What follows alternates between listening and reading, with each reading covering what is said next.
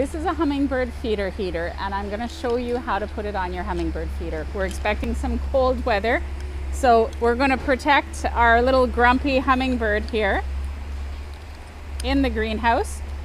You clip the light bulb into your little plastic holder, so it's really easy. It has these little clips. Put it in.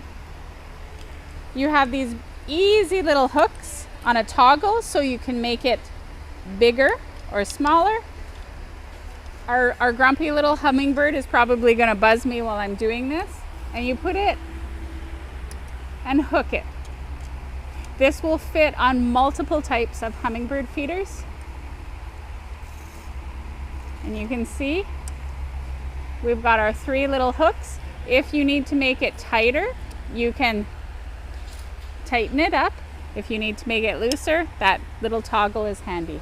Center the light, and then we take our little electrical cord, and you want to have an electrical source close by.